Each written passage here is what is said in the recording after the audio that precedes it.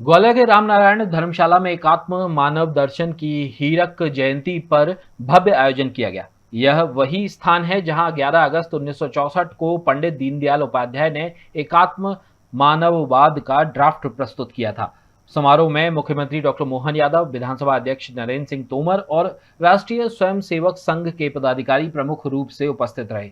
इस मौके पर वक्ताओं ने एकात्म मानव दर्शन की वर्तमान प्रासंगिकता और शासन के मूल सिद्धांतों पर चर्चा की। एकात्म मानव दर्शन के हीरक जयंती अवसर पर आयोजन कार्यक्रम के दौरान मुख्यमंत्री डॉक्टर मोहन यादव ने कहा कि राज्य सरकार एकात्म मानववाद के सिद्धांतों से प्रेरित होकर समाज के अंतिम व्यक्ति के कल्याण के लिए प्रतिबद्ध है। कार्यक्रम में मुख्य वक्ता डॉक्टर महेश चंद्र शर्मा ने पंडित दीनदयाल उपाध्याय के दर्शन की व्याख्या करते हुए कहा कि संविधान की मूल अवधारणा भी इसी विचारधारा से मेल खाती है। उन्होंने यह भी कहा कि भारत का संविधान एक अंग्रेज ने तैयार किया था, जिसका जिम्मा उन्होंने BN राव को दिया था, लेकिन बाद में जब देश आजाद हो गया तो भारत का संविधान का ड्राफ्ट भारत के हिसाब से डॉक्टर अंबेडकर ने तैयार किया। उन्होंने संविधान के निर्माण का श्रेय ना तो BN राव को दिया, ना ही अंबेडकर को। उन्होंने इसका श्रेय अंग्रेज अधिकारी को दिया है।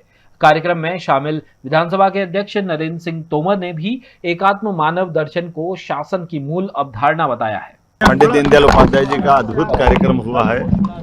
यहाँ विश्व की सबसे बड़ी पार्टी के जिस व्यक्तित्व ने इस दर्शन को प्रतिपादित किया, उनके द्वारा सबसे पहले ग्वालियर की धरती पर इस विचार को व्यक्त किया गया था। उसी की स्मृति में 60 वर्ष पूरे होने पर ये कार्यक्रम किया गया है। मेरी अपनी ओर से समूची आयोजन समिति को बधाई। एकात्म मानव दर्शन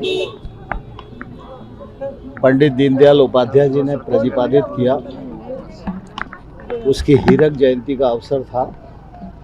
देश भर में कार्यक्रम संपन्न हो रहे हैं। एकात्म मानव दर्शन दुनिया में जितने विचार हैं उन सब विचारों में एकमात्र समाधान है एकात्म मानव दर्शन। BN राव का नाम लेने की कोई ज़रूरत नहीं है।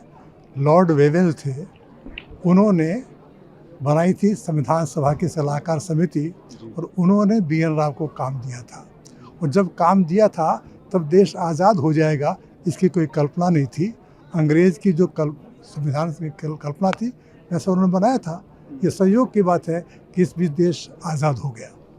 तो वो ये ड्राफ्ट तो बन गया था 46 में ही। तो उस ड्राफ्ट को डॉक्टर अंबेडकर ने बहुत ही विद्वत्तापूर्वक और उसको थोड़ा सा इंडियनाइज करके, भारतीकृत करके प्रस्तुत किया गया था। इसलिए उस प्रस्तुतिकरण के डॉक्टर अंबेडकर की सबने प्रशंसा की थी और डॉक्टर अंबेडकर एक प्रकार से मनु कहा गया था।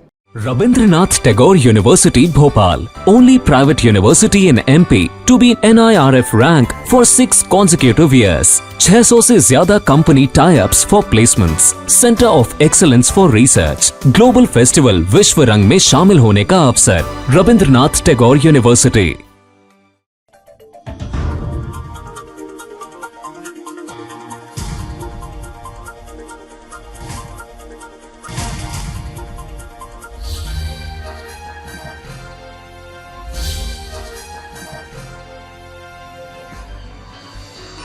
आप देख रहे हैं दखल न्यूज।